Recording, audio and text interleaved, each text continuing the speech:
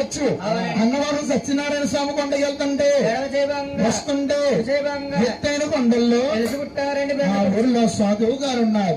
ఆ సాధువు గారికమ్మా ఒకే రాజు కూతుర్లు. ఎప్పుడైతే నైనా అన్నా తల్లి గంధముగా అయ్యా ఇదొక్క గర్భాని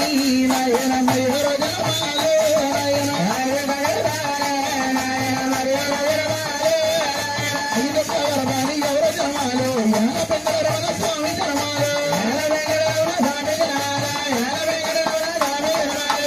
బాబు మనకంత జ్ఞానం అంటే ఎక్కడుంది? జ్ఞానం అంటేనండి అదే ముందేనం అండి.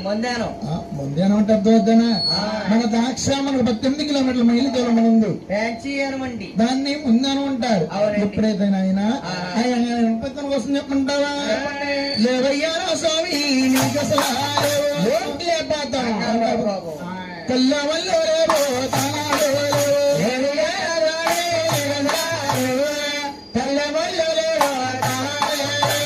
కల్లో మళ్ళీ లేవు తాన చెప్పాలేవు లేవు లేవు కాండం ఏమిటయ్యా మీరందరూ అనుకోవచ్చు. భద్రాచలం రాముల వారి కళ్యాణమైన తర్వాత 3వ నాడు వస్తుంది. దాన్నే వాడపల్లి ఏకాదశి అంటారు. ఆ రోజు స్వాముల వారు కూడా ముందు కనుల వైభోగంగా ఉంటుంది.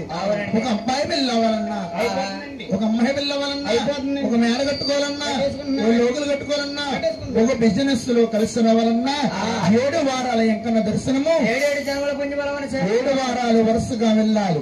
8వ వారం ఆగిపోయి 9వ వారం స్వామి వారి పేరు నమ్మగా అర్చన చేయించుకోవాలి. వాడపల్లి వెంకటేశ్వర స్వామికి అభిషేకం చేయరమ్మా. చెక్క విగ్రహం కాబట్టి స్వామి వారికి అర్చన చేస్తారు.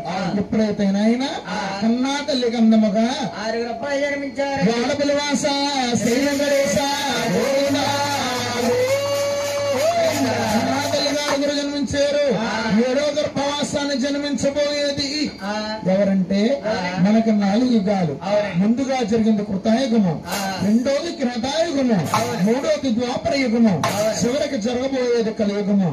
కలియుగంలో భూమానులను తీర్చుకుని 7 కొండల స్వామి జన్మాలు అవుతున్నాడు కాబట్టి ఉన్నంత మటుకి గోవిందనాలు గోవింద.